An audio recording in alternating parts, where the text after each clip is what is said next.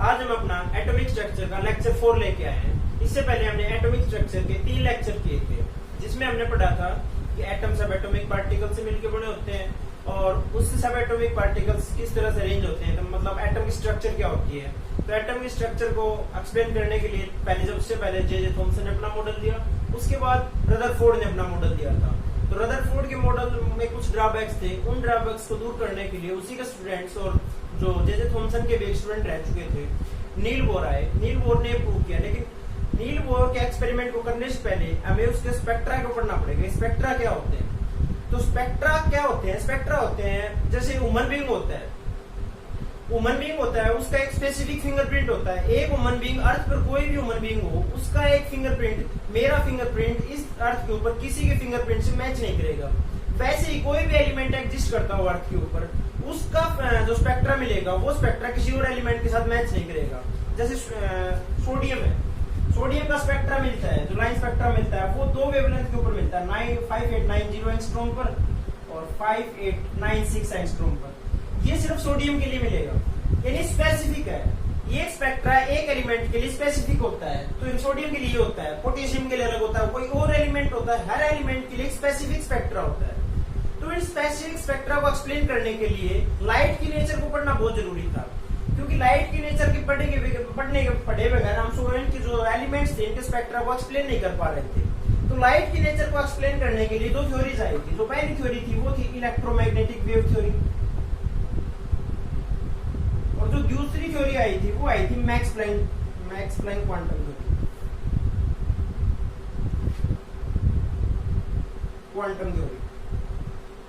इन 2 theories आई, इन 2 theories ने जो light की नेचर थी इसको एक्सप्लेन करने की कोशिश की थी। तो इससे पहले हम ये पढ़ते हैं कि जो वेव होती है, जो इससे पहले बताया भी गया था कि जो लाइट होती है वो वेव नेचर होती है।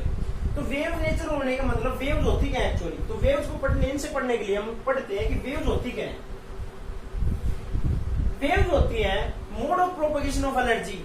एक प्लेस से लेकर दूसरे प्लेस तक अगर एनर्जी ट्रांसफर करवानी हो तो वेव्स उसमें पॉसिबल होती है एनर्जी को ट्रांसफर करवाने के लिए। जैसे हमने पानी है, पानी का कोई सोर्स है, उसमें पत्थर फेंकते हैं, तो जो पत्थर फेंकते हैं वो पानी में रिपल्स प्रोड्यूस करता है। तो रिपल्स प्रोड्यूस क्यों होती है? जो पत्थर होता है वो कुछ ना कुछ एनर्जी कैरी करता है, और जहाँ पे वो वाटर सोर्स के ऊपर स्ट्राइक करता है वहां पे अपनी एनर्जी ट्रांसफर कर देता है। तो जहाँ पे उसने वाटर सोर्स के ऊपर एनर्जी ट्रांसफर की, तो वो एनर्जी वहां ट्रांसफर होगी, वहां से जो मॉलिक्यूल्स थे वाटर के, उन्होंने ऑक्सीडेशन स्टार्ट किया, उनके पास एनर्जी आ गई, वो एनर्जी नेक्स्ट वाटर मॉलिक्यूल के पास जाती है, तो वहां से रिपल्स प्रोड्यूस होती हैं और वो दूर तक जाती हैं। तो जो एनर्जी कैरी का एक वे होता है, वेव होती है सिर्फ एनर्जी प्रोपेगेशन का एक वे।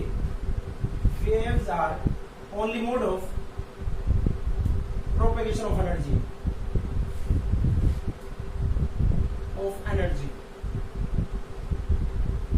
तो वेव्स होती है जो 2 टाइप्स की होती है। एक तो होती है मैकेनिकल वेव और दूसरी होती है नॉन मैकेनिकल वेव।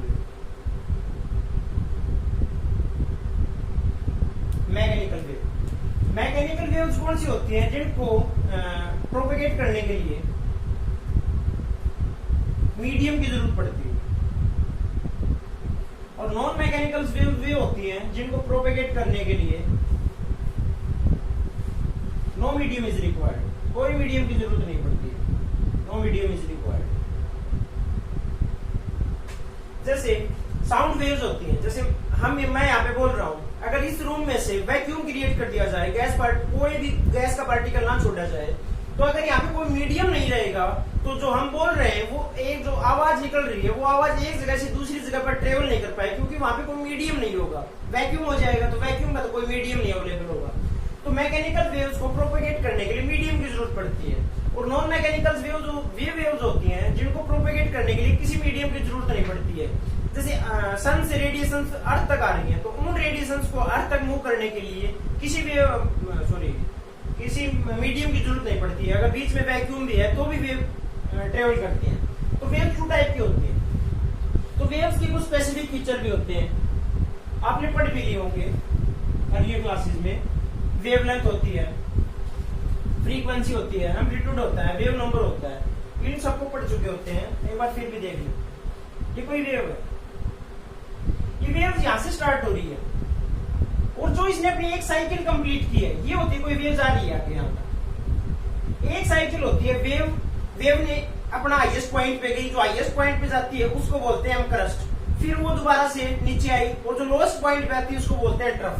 तो ये होती है क्रस्ट,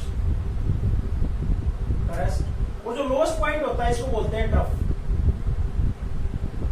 यहां से स्टार्ट हुई थी एक क्रस्ट और एक ट्रफ को मिला के, जो ये पूरी डिस्टेंस कवर की है इसने। यहां से स्टार्ट हुई, क्रस्ट बनाई, फिर ट्रफ बनाई और फिर ओरिजिनल पोजीशन जहां से स्टार्ट हुई थी उसी पोजीशन पर आ गई। इसको हम एक साइकिल बोलते हैं, एक साइकिल। इस वेव ने अपनी एक साइकिल कंप्लीट की, फिर यहां से ये चली, फिर दोबारा से एक क्रस्ट, फिर एक ट्रफ, ये दोबारा से फिर इसे सेकंड साइकिल कंप्लीट की। इस तरह से वेव ट्रांसफर करती है, वेव प्रोपेगेट करती है, एक क्रस्ट फिर एक ट्रफ, फिर एक क्रस्ट फिर एक ट्रफ, एक साइकिल फिर दो साइकिल, ऐसे साइकिल्स में मूव करती है।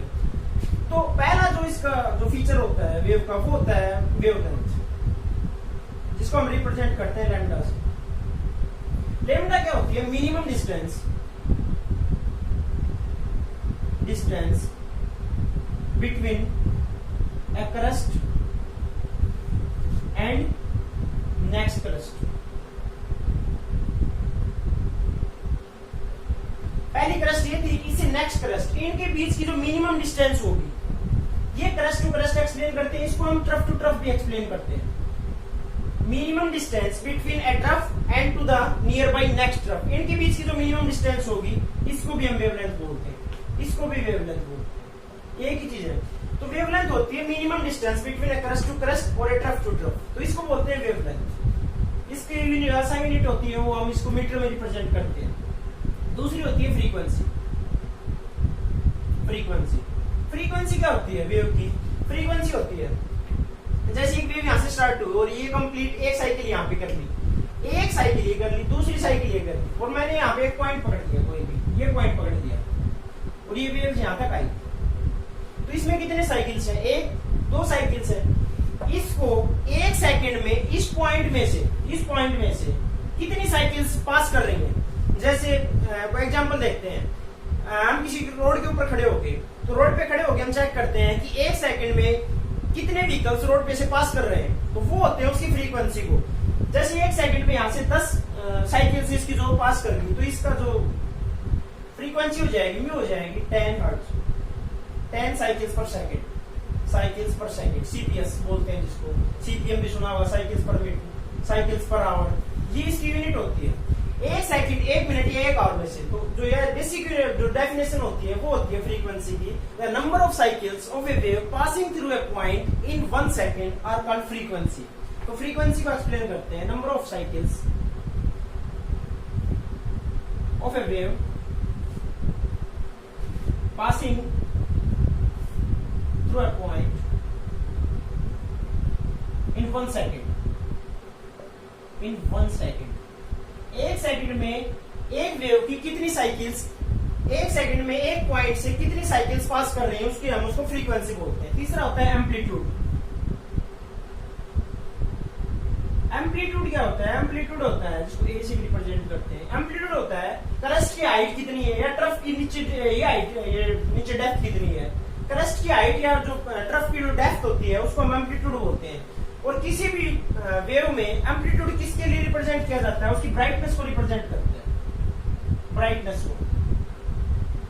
वेव कितनी ब्राइट है, कोई भी लाइट आ रही है वो कितनी ब्राइट है। जैसे अर्ली दोपहर में देखते हैं सूरज जो सन से रेडिएशंस आ रही है वो ज्यादा एनर्जी की आ रही है, या मतलब उसमें ज्यादा ब्राइटनेस होती है। शाम के टाइम में ब्राइटनेस कम हो जाती है। ब्राइटनेस कम होने का मतलब जो दिन में जो ब्राइटनेस ज्यादा होती है उसके लिए रिस्पॉन्सिबल होती है एम्पलीट्यूड। जो रेडिएशंस आ रही हैं उनका एम्पलीट्यूड ज्यादा है। शाम के टाइम में जब उसका डिम हो जाती है लाइट, उसके लिए रिस्पॉन्सिबल होती है उसकी एम्पलीट्यूड है जो रेडिएशंस का वेव का, वो कम हो जाता है। तो एम्पलीट्यूड है क्रस्ट हाइट, क्रस्ट की जो हाइट होती है या ट्रफ की जो डेप्थ होती है उसको हम एम्पलीट्यूड बोलते हैं। ये होते हैं वेव। तो वेव जो आ रही है किसी भी सोर्स से, रेडिएशंस निकल रही है, तो वो डिफरेंट वेव के होते हैं, डिफरेंट वेवलेंथ होती है वेव के अंदर। किसी जो वेव्स आ रही हो, जैसे कोई रेडिएशन सन से रेडिएशन आ रही है, जो सन से रेडिएशन आ रही है इनके अंदर डिफरेंट वेवलेंथ होती है लैम्डा, एंड डिफरेंट इनकी फ्रीक्वेंसी होती है। तो जो कोई भी एक रेडिएशन आ रही है वो रेडिएशन के अंदर बहुत ज्यादा मतलब एक कलेक्टिव होता है वेवलेंथ, बहुत ज्यादा रेडिएशन आ रही है। उन रेडिएशन में कोई वेवलेंथ कोई वेव किसी अलग वेवलेंथ की होती है, जो कल कोई अलग वेव आ रही है वो अलग वेवलेंथ की होती है। तो बहुत सारे एक जो वेव्स होती है उनका एक कलेक्शन होता है और उनकी सबकी वेवलेंथ और फ्रीक्वेंसी अलग अलग होती है। ठीक है, तो ये फ्रीक्वेंसी और वेवलेंथ एक दूसरे से रिलेटेड कैसे होते हैं? फ्रीक्वेंसी और जो वेवलेंथ होते हैं वो एक दूसरे के इनवर्सली प्रोपोर्शनल होते हैं। Lambda is inversely proportional to the frequency. ये कैसे एक्सप्लेन कर सकते हैं? जैसे कोई वेव थी, ये इसकी वेव थी, ये कोई वेव दूसरी वेव है, इस वेव का ये वेवलेंथ थी, ये वेवलेंथ मान लिया हमने 5 मीटर थी। दूसरी वेव थी, इसकी हमने वेवलेंथ को कम कर दिया, ये घटा के हमने 3 कर दी। देखो ये स्पेस ज्यादा था, ये स्पेस कम हुआ, ये दूसरी वेवलेंथ। तीसरी वेवलेंथ लेके आए, तीसरी वेव आई, इसकी वेवलेंथ हमने और कम कर दी, ये कर दी 1 मीटर कर दी हमने। ये 5 मीटर थी, ये 3 मीटर, ये 1 मीटर। अब एक पॉइंट में से कोई वेव पास कर रही है 1 सेकंड में, अगर ये इस पूरी साइकिल को कंप्लीट होने में 5 मीटर की डिस्टेंस को ट्रेवल, 5 मीटर की लंबाई थी इसकी ये वाली, अगर इसको ट्रेवल करने में साफ दिखता है कि अगर जितनी ज्यादा डिस्टेंस होगी उतना ही ज्यादा टाइम भी लगेगा उसको ट्रेवल करने में। तो लंबाई अगर इसकी वेवलेंथ ज्यादा है तो इसको ज्यादा टाइम लगेगा, इसकी वेवलेंथ कम है, इसकी साइकिल छोटी होगी, इसकी साइकिल छोटी है तो एक पॉइंट में इसकी ज्यादा साइकिल पास कर जाएंगी, इसकी और एक साइकिल छोटी होगी है, इसकी 1 मीटर डिस्टेंस है, तो ये एक पॉइंट से जब पास करेंगी तो बहुत ज्यादा वेव्स पास कर जाएंगी। अगर हम किसी सब्सटेंस की वेवलेंथ को कम कर रहे हैं तो उसकी वेव जो फ्रीक्वेंसी होती है वो बढ़ जाती है, number of cycles passing through point बढ़ जाती है एक सेकंड में। तो जो लैम्डा और म्यू होते हैं फ्रीक्वेंसी इनवर्सली प्रोपोर्शनल होते हैं, और प्रोपोर्शनलिटी कांस्टेंट को लैम्डा इज इक्वल हटाने के लिए हम लगाते हैं सी ए कांस्टेंट अपॉन में mu. That implies lambda into में म्यू इज इक्वल्स टू सी। जो सी होता है ये बोलते हैं speed of light, speed of light जिसकी वैल्यू होती है 3 × 10⁸ मीटर पर सेकेंड।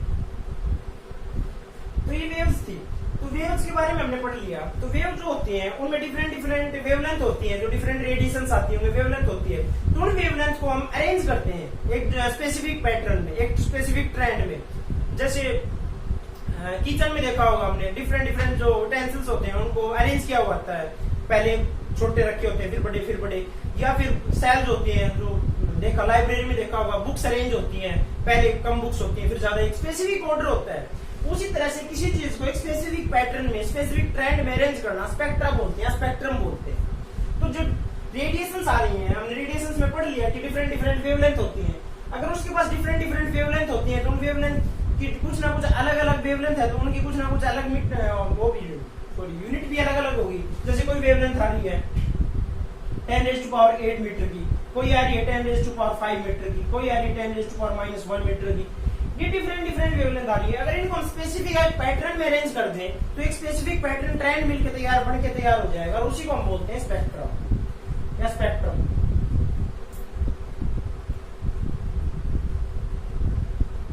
तो इस स्पेक्ट्रम को पढ़ते हैं क्या है?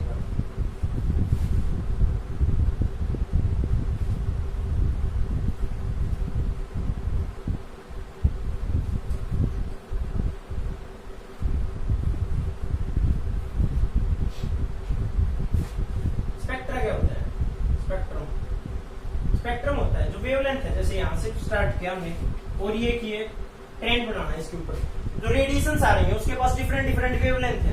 अगर डिफरेंट वेवलेंथ है तो हमने रख दी मैक्सिमम वेवलेंथ, जो मैक्सिमम वेवलेंथ की रेडियो जो वेव्स आ रही थी उसको रख दिया। फिर उसे नेक्स्ट रखा, उससे जो कम वेवलेंथ थी, फिर उससे कम वेवलेंथ, फिर उससे कम, फिर उससे कम, ऐसे हम अरेंज करते चले गए। और यहाँ पे हमने रख दिया मिनिमम वेवलेंथ को।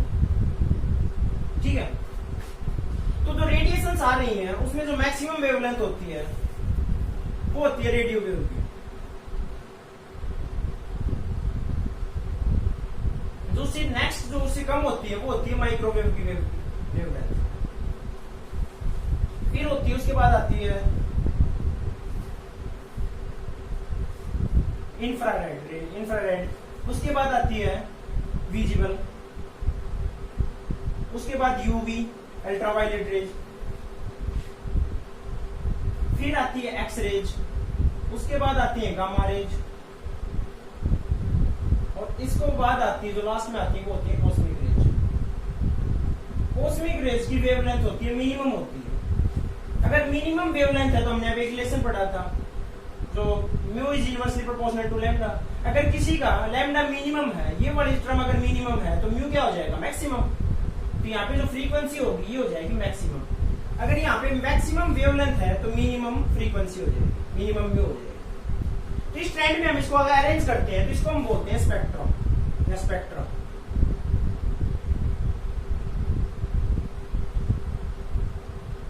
वेव्स को उनके असेंडिंग या डिसेंडिंग ऑर्डर में वेवलेंथ के अगर उनको हम अरेंज करके छोड़ दें तो उसको एक स्पेसिफिक स्पेक्ट्रम मिलके, स्पेसिफिक ऑर्डर मिलके तैयार हो जाएगा और उसको हम बोलते हैं स्पेक्ट्रम। तो स्पेक्ट्रम समझ गए क्या होता है।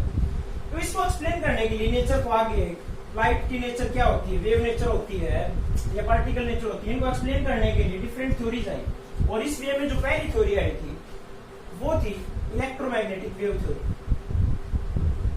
Electromagnetic wave theory, electromagnetic wave theory थी, ये मैक्सवेल ने दी। इलेक्ट्रोमैग्नेटिक वेव थ्योरी को समझने के लिए इसके नाम में ही है इलेक्ट्रिक फील्ड, और जो दूसरा था जो मैग्नेटिक फील्ड, मैग्नेटिक फील्ड। जो इलेक्ट्रिक फील्ड और मैग्नेटिक फील्ड दोनों मिलके एक वेव की फॉर्मेशन करते हैं, यही इस थ्योरी के अंदर बताया गया था। कोई रेडिएशंस, मान लो कोई सन से कोई रेडिएशंस आ रही हैं, उसके पास इलेक्ट्रिक और मैग्नेटिक फील्ड होते हैं और वो एक वेव फॉर्मेशन करते हैं। उनकी पोजीशन कैसे होती है, वो प्रोपेगेट कैसे करती है, वो इस थ्योरी के अंदर बताया गया था। तो इसका जो पहला पोस्टुलेट था इलेक्ट्रोमैग्नेटिक वेव थ्योरी का, तो वो क्या था, energy is emitted in form of radiation,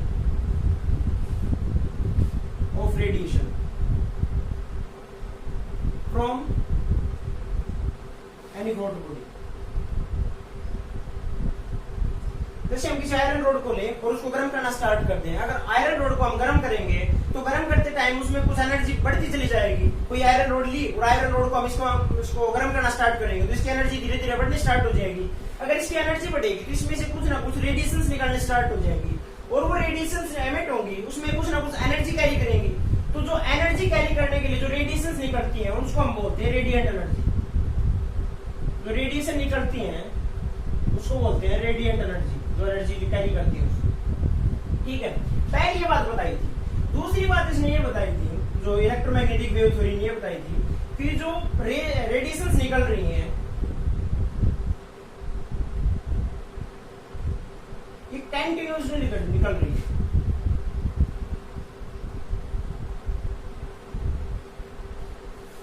radiation निकल रही है, मतलब इनके बीच में कोई ब्रेक नहीं है कि अब एक रेडिएशन निकली फिर ब्रेक आ गया फिर दूसरा, नहीं, ये कंटिन्यूअसली निकल रही है। एक जो सोर्स है वो सोर्स से कंटिन्यूअस रेडिएशन निकल रही है। तीसरा बताया था जो रेडिएशंस निकल रही हैं वो इलेक्ट्रिक फील्ड और मैग्नेटिक फील्ड प्रोड्यूस करती है। कोई भी रेडिएशन जो एनर्जी कैरी करके जा रही है उसके पास इलेक्ट्रिक और मैग्नेटिक फील्ड हो, और वो इलेक्ट्रिक और मैग्नेटिक फील्ड कैसे होता है, these are perpendicular to each other. जो इलेक्ट्रिक फील्ड और मैग्नेटिक फील्ड होता है ये एक दूसरे के परपेंडिकुलर होता है। और चौथा जो बताया था इन्होंने, जो इलेक्ट्रिक और मैग्नेटिक फील्ड होता है ये परपेंडिकुलर होता है। ये आपस में तो परपेंडिकुलर होते हैं दोनों, इलेक्ट्रिक फील्ड और मैग्नेटिक फील्ड, और ये तीसरे के परपेंडिकुलर होते हैं, किसके, प्रोपेगेशन के। जिस डायरेक्शन में प्रोपेगेट करेंगे उसके भी परपेंडिकुलर होंगे। ठीक है, और जो पांचवा बताया था इलेक्ट्रोमैग्नेटिक वेव थ्योरी ने ये बताया था कि एनर्जी जो होती है जो रेडिएशंस की निकल रही है ये डायरेक्टली प्रोपोर्शनल होती है इंटेंसिटी। किस इंटेंसिटी से हम उसके ऊपर रेज डाल रहे हैं, जैसे कोई सोर्स है, कोई सोर्स को हम एनर्जी दे रहे हैं तो उसकी इंटेंसिटी कितनी है, जिसको हम सोर्स को एनर्जी दे रहे हैं उसकी इंटेंसिटी कितनी है। जो एनर्जी निकलेगी, जो रेडिएशंस निकलेंगी वो डायरेक्टली प्रोपोर्शनल होती है इंटेंसिटी के, और इंटेंसिटी डायरेक्टली प्रोपोर्शनल होती है ए स्क्वायर के। हम ए स्क्वायर होता है एम्पलीट्यूड के स्क्वायर के। ये बात बताई थी इलेक्ट्रोमैग्नेटिक वेव थ्योरी ने। तो जो इलेक्ट्रिक फील्ड और मैग्नेटिक फील्ड का क्या मतलब है जो यहाँ पे बताया था, जैसे कोई वेव थी, यहां से वेव निकली, ये इस एक्सिस में लॉन्ग ट्रेवल, इस एक्सिस का लॉन्ग है। जो दूसरी वेव्स आ रही है वो इसके परपेंडिकुलर आएगी बिल्कुल।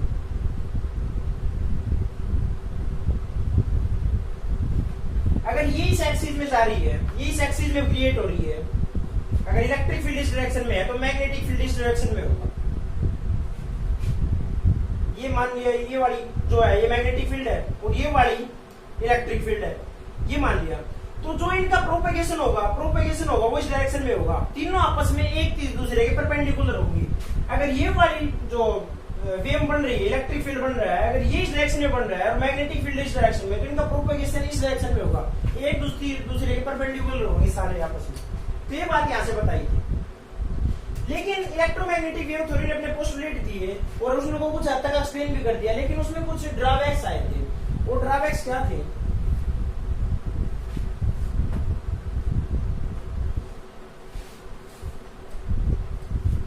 जो पहला ड्रॉबैक था वो था, एक तो ये बीबीआर को एक्सप्लेन नहीं कर पाए, ब्लैक बॉडी रेडिएशंस को। दूसरा, ये फोटो इलेक्ट्रिक इफेक्ट को एक्सप्लेन कर पाए, फोटो इलेक्ट्रिक इफेक्ट को। तीसरा, जो इलेक्ट्रोमैग्नेटिक वेव थ्योरी थी ये नहीं बता पाई हीट कैपेसिटी। जो सॉलिड होते हैं उनकी हीट कैपेसिटी होती है कुछ ना कुछ, पढ़ेंगे बाद में थर्मोडायनेमिक्स में, heat capacity of solids as function of time, ये भी एक्सप्लेन नहीं कर पाई थी। और फोर्थ पॉइंट था ये इसका एक लाइन स्पेक्ट्रम को नहीं एक्सप्लेन कर पाई। तो रेडिएशंस निकल रही हैं, हमने स्टार्टिंग में चाहे लेक्चर के स्टार्ट में पढ़ा था कि जो स्पेक्ट्रा होते हैं स्पेसिफिक, कोई भी एलिमेंट है उसका एक स्पेसिफिक स्पेक्ट्रम मिलता है। जैसे सोडियम का देखा था हमने, उसके दो लाइंस मिल रही थी, 5890 के ऊपर एक एंगस्ट्रॉम के ऊपर और दूसरी 5896 एंगस्ट्रॉम के ऊपर। ये वाली जो लाइन स्पेक्ट्रम आ रही थी ये क्यों आ रही है ये एक्सप्लेन नहीं कर पाई थी इलेक्ट्रोमैग्नेटिक वेव थ्योरी। और इलेक्ट्रोमैग्नेटिक वेव थ्योरी का जो पहला फेलियर था वो था बीबीआर, ब्लैक बॉडी रेडिएशंस। ये वाला इसका फर्स्ट ड्रॉबैक था, इसको हम पढ़ते हैं। तो कोई भी सब्सटेंस, हम ब्लैक बॉडी रेडिएशंस को पढ़ने से पहले हम पढ़ते हैं कोई भी सब्सटेंस को हम ब्लैक बॉडी क्यों बोलते हैं। ब्लैक बॉडी रेडिएशंस क्या होती हैं?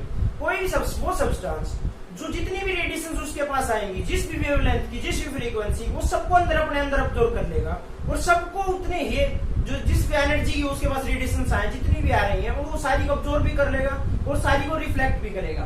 तो ब्लैक बॉडी रेडिएशंस, जैसे इसको एक्सप्लेन देखते हैं, हमने लोअर क्लास में पढ़ा होगा 9th-10th में कि उस टाइम पर हमको साइंस में बताया गया था कि गर्मी के टाइम में जो ब्लैक क्लोथ्स होते हैं वो नहीं पहनने चाहिए, व्हाइट क्लोथ पहनने चाहिए। क्यों होता है ऐसा? उस टाइम पे आपने पढ़ा था कि जो ब्लैक क्लोथ्स होते हैं वो सारी रेडिएशंस को अब्जॉर्ब कर लेते हैं। अब्जॉर्ब करने का रीजन ये नहीं है कि वो ब्लैक क्लोथ्स होते हैं। कोई भी चीज हमें ब्लैक क्यों दिखाई देती है?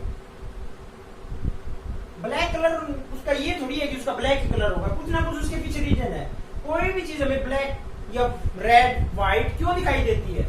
वो सिर्फ इसके पीछे दिखाई देती है जो रेडिएशंस उसके पास आ रही हैं, जिस सब्सटेंस के पास जो रेडिएशंस आई और उस रेडिएशंस में से जो उसने रिफ्लेक्ट की है। 100 रेडिएशंस आई किसी सब्सटेंस के पास, उन 100 रेडिएशंस में से वो एक रेडिएशन को रिफ्लेक्ट करेगा और जो रेडिएशन को रिफ्लेक्ट करेगा उसके लिए उसका एक स्पेसिफिक कलर होता है। अगर कोई सब्सटेंस रेड कलर शो कर रहा है तो दैट मींस उसके पास जितनी भी रेडिएशंस आ रही हैं उनमें से वो सारी रेडिएशंस को ऑब्जर्व कर लेता है और सिर्फ जो रेड पोर्शन है उसको रिफ्लेक्ट कर देता है, तो इसलिए उसका रेड कलर है। लेकिन ब्लैक कलर क्यों दिखाई देता है? ब्लैक कलर इसलिए दिखाई देता है हमें कि जिसके पास कोई सब्सटेंस, उसके पास जितनी भी रेडिएशंस आएंगे उन सबको वो अपने अंदर ऑब्जर्व कर लेगा। अगर वो जितनी भी रेडिएशंस आ रही है उनको अपने अंदर ऑब्जर्व कर लेगा तो कोई रेडिएशंस बाहर नहीं निकालेगा, बाहर कोई भी रेडिएशन बाहर नहीं निकालेगा तो उसका कोई कलर नहीं होगा, वो हमें ब्लैक दिखाई देती है। और दूसरी होती है व्हाइट। व्हाइट सब्सटेंस भी होते हैं जो कोई रेडिएशन अपने अंदर अब्जॉर्ब ही नहीं करते हैं, जो भी रेडिएशन उसके पास आई वो चलिए बाहर से बाहर ही निकाल देता है, रिफ्लेक्ट कर देता है। तो व्हाइट होते हैं they do not don't absorb any radiation. जो व्हाइट सोर्स होते हैं वो कोई रेडिएशन को ऑब्जर्व नहीं करते हैं, और जो ब्लैक होते हैं वो जितनी भी उसके पास रेडिएशंस आती है उन सबको ऑब्जर्व कर लेते हैं। तो ब्लैक बॉडी रेडिएशंस में हम क्या बोलते हैं? These are perfect observer. Perfect, कोई भी चीज परफेक्ट नहीं होती, लेकिन ये बोला है यहाँ पे perfect observer and perfect reflector.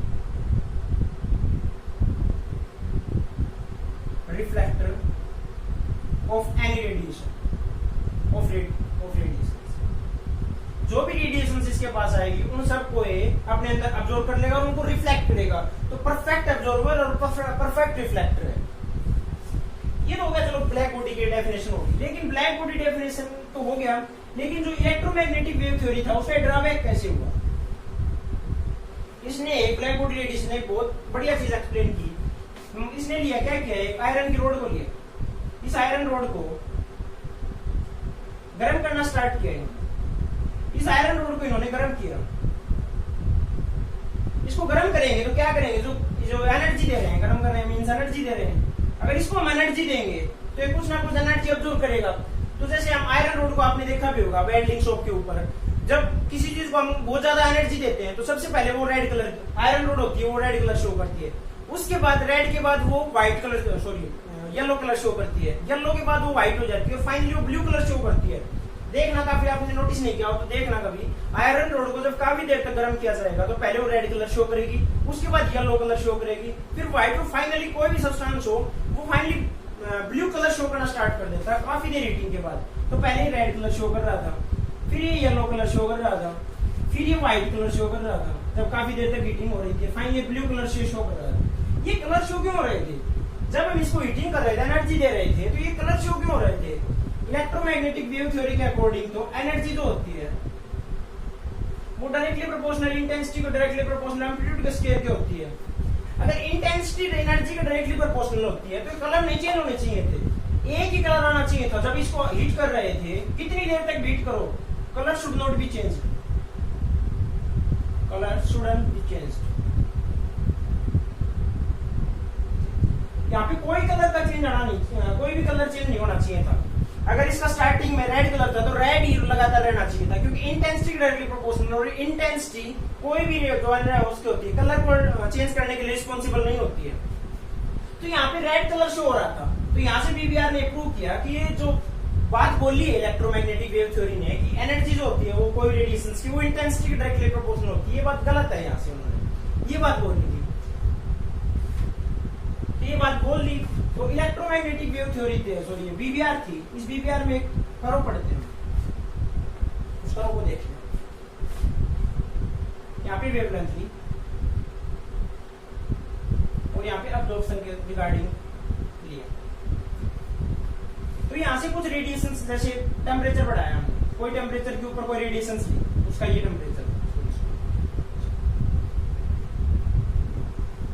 और ये विजिबल स्पेक्ट्रम हमारा यहाँ पे विजिबल है। कोई भी चीज है, कोई भी रेडिएशन तब आएगी हमें दिखाई देगी जब वो इस रेंज में आ जाएगी। जब इसकी पीक, कोई सब्सटेंस को हम रेडिएशन दे रहे हैं, तो वो रेडिएशन गेन इस पीक में करेगा, विजिबल रीजन में अगर वो रेडिएशन को कैप्चर करेगा तो हमें कलर दिखाई देगा, अदरवाइज कलर दिखाई नहीं देगा।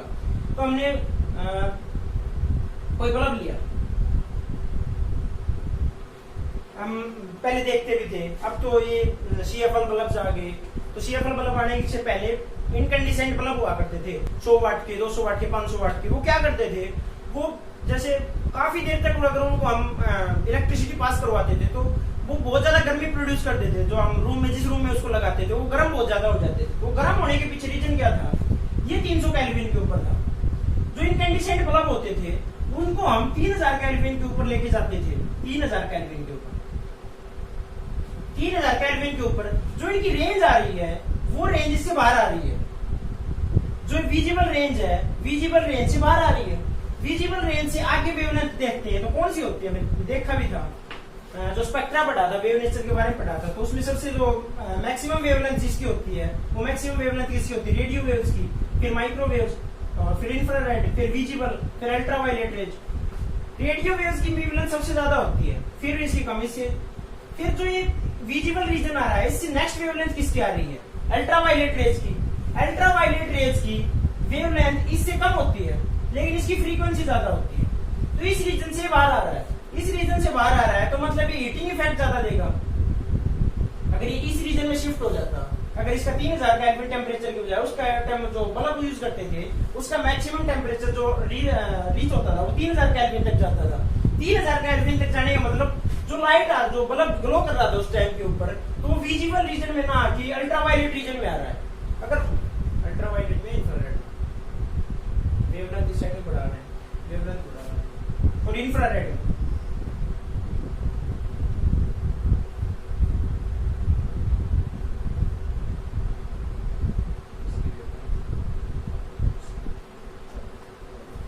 है, ये इंफ्रारेड रीजन में आ रहा है, इंफ्रारेड रीजन में आता है। जो 3000 केल्विन के ऊपर जो हम बल्ब यूज करते हैं वो इंफ्रारेड रीजन में आता है। और आपने पढ़ा भी होगा जो इंफ्रारेड रेज होती हैं,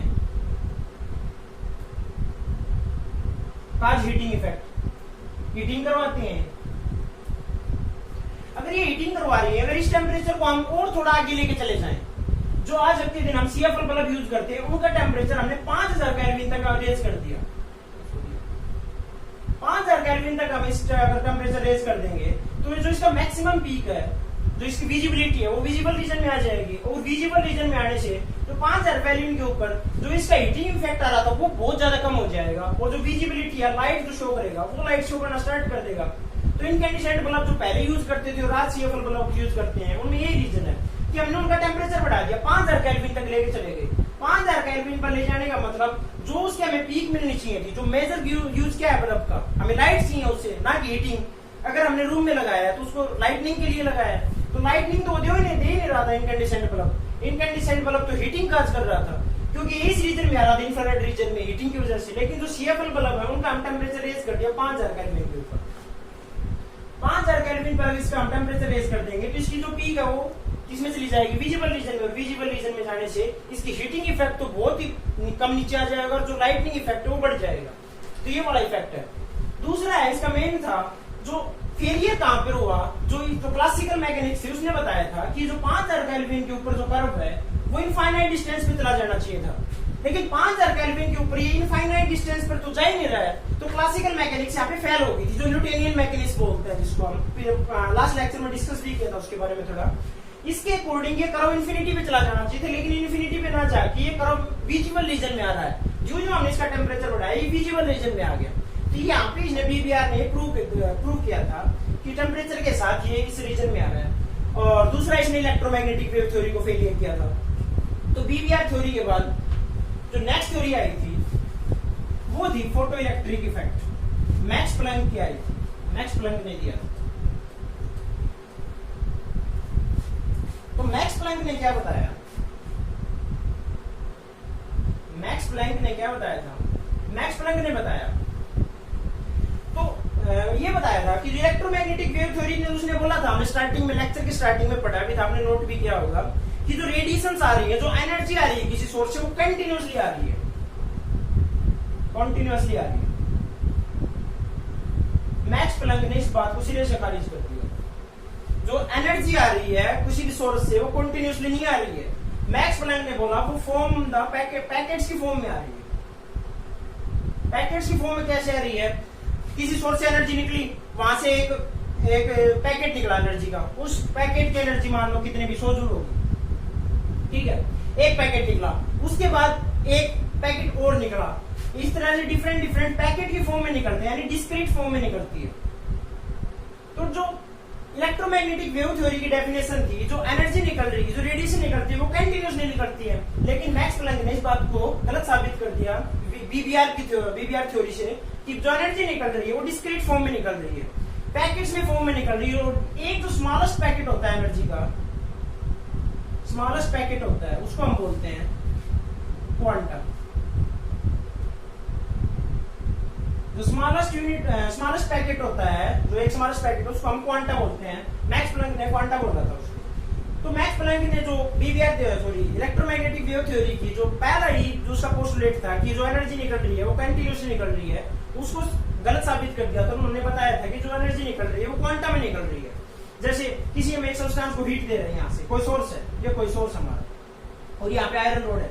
तो आयरन रोड को अगर हम सोर्स दे रहे हैं, कोई एनर्जी दे रहे हैं, तो ये क्या करेगा, इसको एनर्जी देना। जो हम इसने सोर्स से एनर्जी देना स्टार्ट किया तो इसने हो सकता है पहले एक पैकेट एनर्जी दिया हो, एक क्वांटा दिया हो, 2 क्वांटा दिया हो, 3 दिया हो, देगा ऐसे ही इंटीग्रल में देगा। ये नहीं है किसने 2.5, 3.5, 4.5 ऐसे क्वांटा नहीं, एक क्वांटा देगा, 2 देगा, 3 देगा, 4 देगा, एक बंडल दे दिया, 2 बंडल दे दिए, 3 बंडल एनर्जी की दे दी, 4 बंडल, यानी एक फिक्स अमाउंट में एनर्जी देगा। तो जो एनर्जी निकल रही है एक बंडल में निकलेगी, 2 बंडल, 3 बंडल, 4 बंडल ऐसे निकलती है, ना कि कंटिन्यू निकलती है एक सोर्स से। तो ये मैक्स प्लैंक ने दिया था। इसके बाद इस एक्सपेरिमेंट के बेस पर फोटो इलेक्ट्रिक इफेक्ट को किया गया हर्ट्ज के द्वारा। हर्ट्ज ने फोटो इलेक्ट्रिक इफेक्ट को एक्सप्लेन किया। फोटो इलेक्ट्रिक इफेक्ट, और जो मैक्स हर्ट्ज ने फोटो इलेक्ट्रिक इफेक्ट को एक्सप्लेन किया था, इसी को आगे आइंस्टाइन ने एक्सप्लेन किया था। आइंस्टीन ने एक्सप्लेन किया था और 1905 में शायद इसके अराउंड एक्सप्लेन किया था इसको, फोटो इलेक्ट्रिक इफेक्ट। तो इसी के आज तक हम पढ़ते हैं। आइंस्टीन के बारे में तो सबने सुना होगा। हम जो आइंस्टाइन का नाम सुनते हैं तो हमें एक इक्वेशन ध्यान में आती है, E = mc²। ये इक्वेशन हम सबने पढ़ी होगी। तो यहाँ से आइंस्टाइन के बारे में किसी ने नहीं, मतलब बहुत सुन तो रखा होगा, लेकिन हमें ये नहीं पता होता कि आइंस्टाइन ने ये भी काम किया था। तो आइंस्टाइन को नोबेल प्राइज भी मिला था। तो हम जो ही ध्यान में आता है नोबेल प्राइज मिला तो E = mc² के लिए, relativity energy, law of relativity के लिए मिला होगा, लेकिन नहीं। आइंस्टाइन को जो नोबेल प्राइज मिला था वो यहाँ नहीं मिला था। आइंस्टाइन को जो नोबेल प्राइज मिला था वो फोटो इलेक्ट्रिक इफेक्ट को जो एक्सप्लेन किया था उसके रिगार्डिंग मिला था। तो फोटो इलेक्ट्रिक इफेक्ट को हम पढ़ने के लिए जो मैक्स प्लैंक की थ्योरी थी उसी के ऊपर बेस आगे काम करते हैं। फोटो इलेक्ट्रिक इफेक्ट क्या होता है? फोटो इलेक्ट्रिक इफेक्ट होता है जैसे कोई मेटल सरफेस लिया हमने और यहां से हमने कोई सोर्स लिया,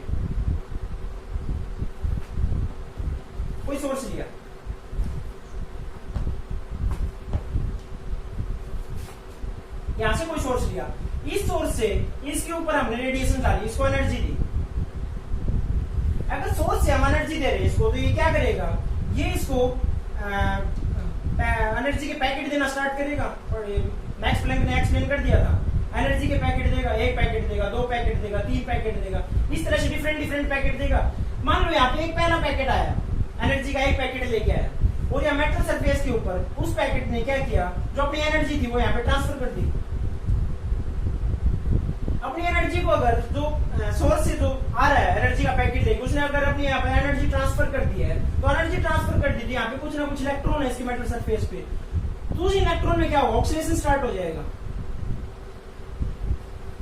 कोई मेटल सरफेस है उसके ऊपर हमने एनर्जी स्ट्राइक करवाएंगे, तो जो इलेक्ट्रॉन है उसके मेटल सरफेस के ऊपर एनर्जी लेके वो ऑक्सीडेशन स्टार्ट करेंगे। अगर ये ऑक्सीडेशन स्टार्ट करेंगे तो इनकी एनर्जी रेज कर जाएगी, और ये इलेक्ट्रॉन क्या करेंगे, इस मेटल सरफेस से बाहर निकलने की कोशिश करेंगे। ये इलेक्ट्रॉन अगर बाहर जाएंगे तो इलेक्ट्रिसिटी के लिए कौन रिस्पॉन्सिबल होता है? हम पढ़े भी चुके हैं, आगे हम फिजिक्स में पढ़ भी लेंगे। इलेक्ट्रिसिटी के इलेक्ट्रॉन रिस्पॉन्सिबल होता है। अगर इलेक्ट्रॉन यहाँ से निकलेगा तो वो एमीटर में डिफ्लेक्शन करवाएगा। हम नोटिस कर सकते हैं उसको, एमीटर में डिफ्लेक्शन आएगी। अगर एमीटर में डिफ्लेक्शन आ रही है तो I mean photo current produce हो रहा है, फोटो करंट।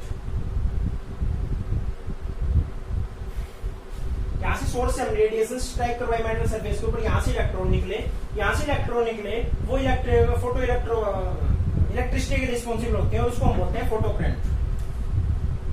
तो फ्रेंड्स, हम यहाँ तक फोटो इलेक्ट्रिक इफेक्ट्स के बारे में, मैक्स प्लैंक की थ्योरी के बारे में और बीबीआर रेडिएशंस के बारे में यहाँ तक हमने इसको कंप्लीट कर दिया है। तो हम नेक्स्ट लेक्चर में अपना फोटो इलेक्ट्रिक इफेक्ट एक्सप्लेन करेंगे, और उससे पहले हम स्पेक्ट्रा के बारे में पढ़ेंगे, line spectra, absorption spectra, emission spectra, ये हम अपने नेक्स्ट लेक्चर में पढ़ेंगे। So thank you guys, keep supporting and like and subscribe please.